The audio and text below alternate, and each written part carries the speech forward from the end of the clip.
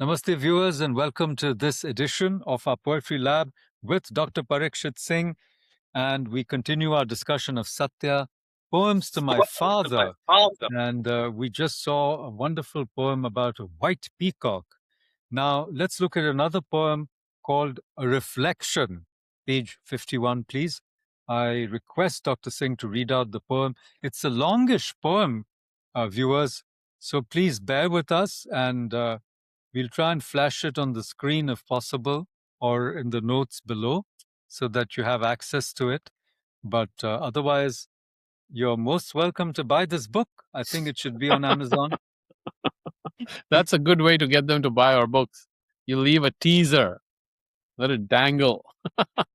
Exactly. Poetry is its own reward and its own publicity. It doesn't need anything else. It That's doesn't right. need hype.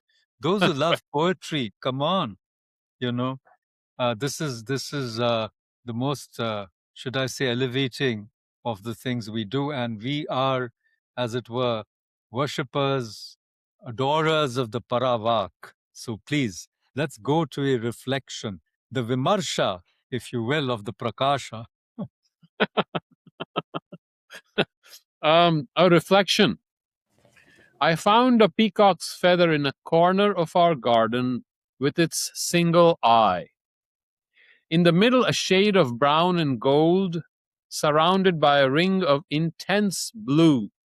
Then a wider circle of mauve around within, the larger pupil of shiny green and indigo, and three more external rings of varied hues around these four gazing incessantly. It wore them on its careless cape, these jeweled irises.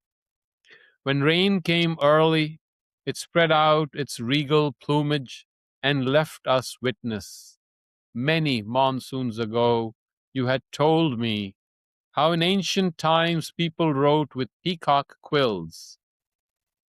On hearing, I trimmed a large feather from my selection and sharpened its tip into a pencil. You gave me a black tablet of ink. I dissolved it in a pot and watched it fizz.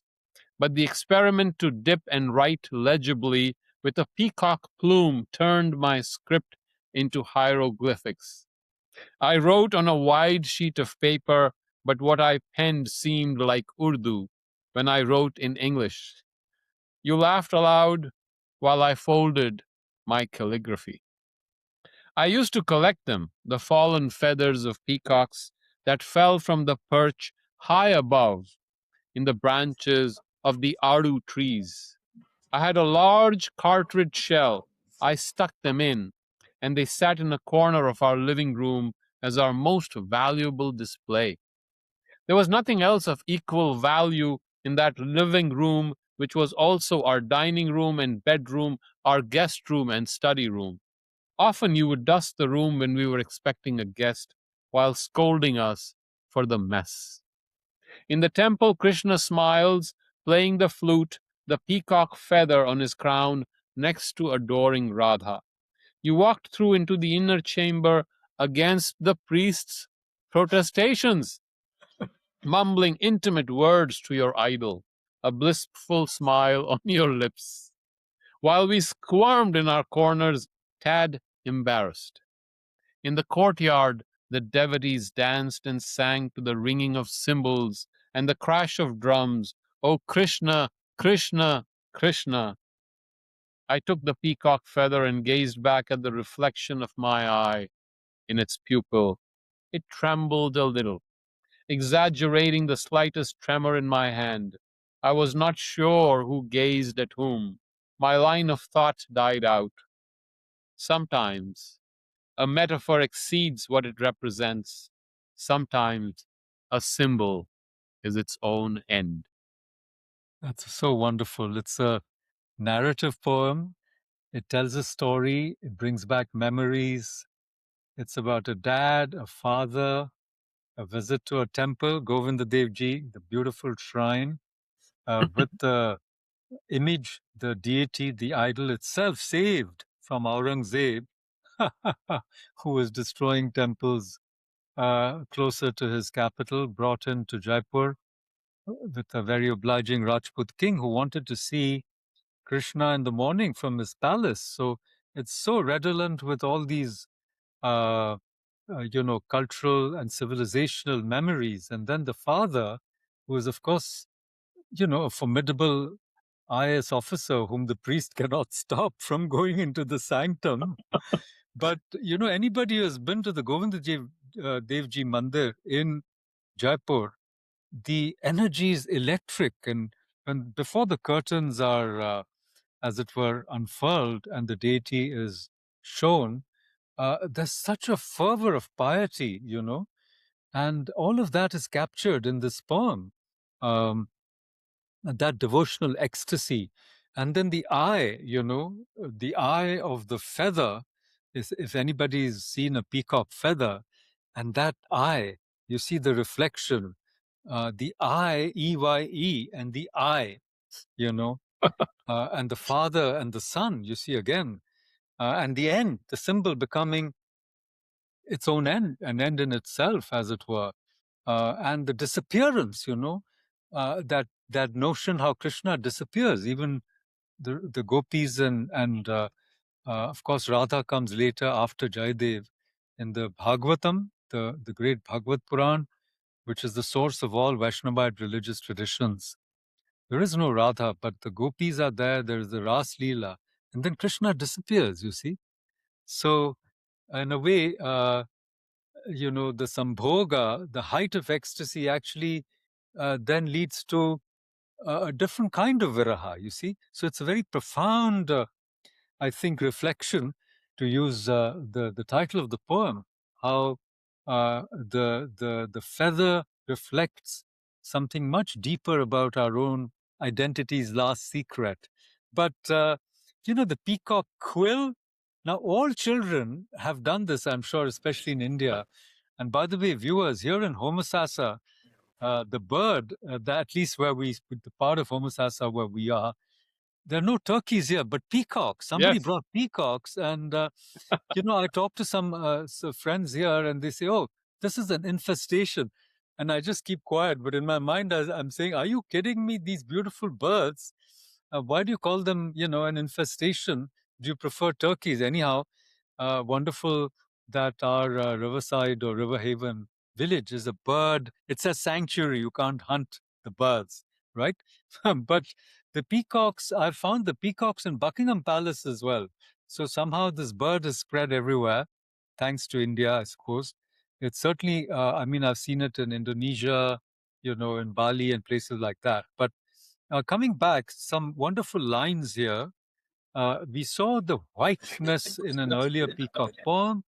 Now we have the spectrum of colors, you see, brown and gold, intense blue, mauve, shiny green, indigo, and then how carefully the poet has observed that single feather, right?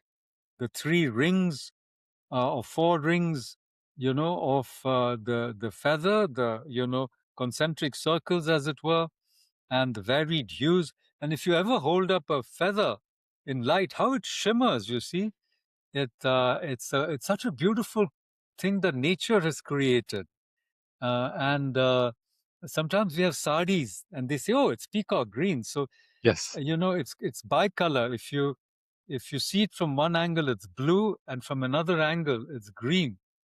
So Indian weavers, they try to emulate that peacock effect, you see, the jeweled irises, as the poet says.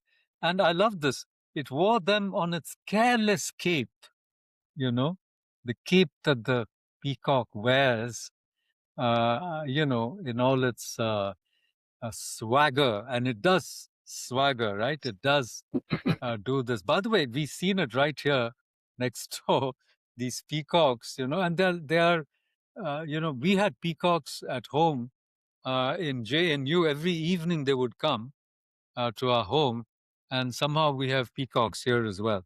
But and then the rain, the peacocks, and Krishna, his flute, Vrindavan, so all of this is a part of a much bigger tableau, especially to Indians who have grown up on some of these images, right?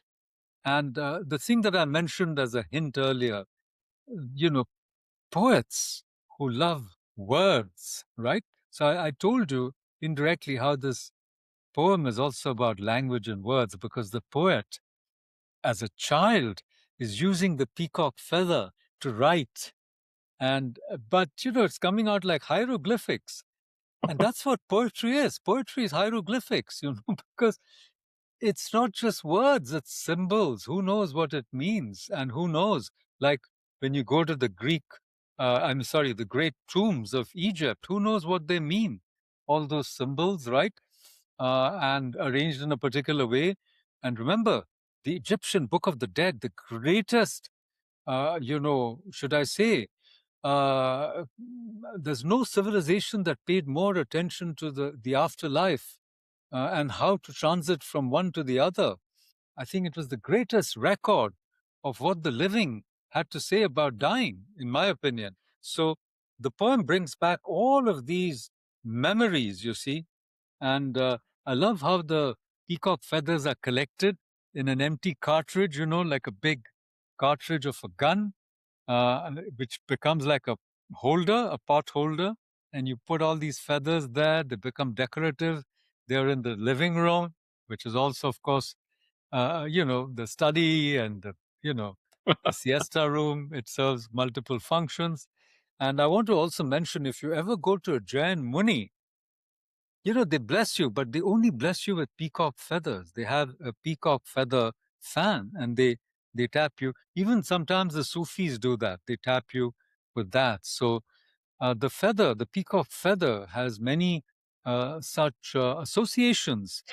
But I love how it is woven with worship, with Krishna, with passion, with love, with Radha and Krishna, in fact, with Eros, but also ultimately with agape, with the more refined, purified love, the white peacock we saw earlier.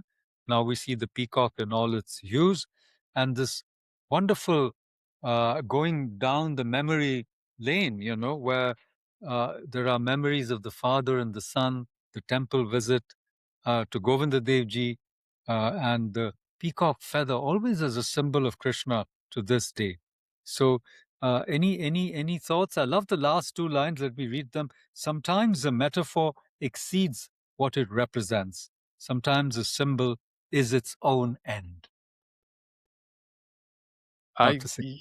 I, it was just you run out of words. What happened is I actually found a feather, and someone gave a feather to Dr. Maria, and she brought it, and that holding that feather itself, kind of like a vortex of memories came through, and so then they just interlinked and connected, and after a while you just look at it and it just exceeds everything. What can you say after after the image, as probably the imagists or the symbolists would have it, and thus the words collapse and the image becomes bigger than anything you can say about it, because it exceeds our puny words. Yeah, indeed. When they defined the symbol, they always said that the symbol exceeds all the decoding that you can do of what it represents. So, paradoxically, the symbol, when you say sometimes a symbol is its own end, it's actually never its own end, because a symbol, is a never ending, that's what they wanted to do, the symbolists as well. And that's why it's very Vedic to me, that they wanted to bring back the potentiality of language, which had got corrupted and reduced and, as it were, dried out. And we have to remember the symbolists wrote between the wars or just around the First World War. The wasteland was also 1918, when the World War ended. First World War, I'm saying, the Great War, it was called. So these are in the Western mind and also in the Indian mind. It becomes a trans-civilizational symbol to me. And Krishna, remember Prabhupada dancing in Central Park, New York, with a dholak and a one-way ticket? And he had a heart attack, for heaven's sake, on the boat. It's a steamship owned by the Scindias, who very kindly donated a ticket to him to spread the word. And when he, as it were, got a second life, he said, well, it's all for Krishna. Otherwise, I would have been dead. And there he goes. And see the great movement he started. So, viewers, we've left you with a lot to think about and mull over.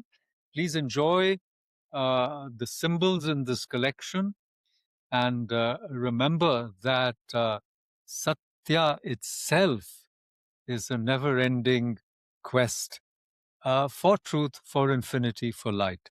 With these words, thank you for joining us. Namaste. Please like, share, and subscribe to our channel. And please read this wonderful collection of poems by Dr. Parikshit Singh. Thank you, and see you soon. Thank you.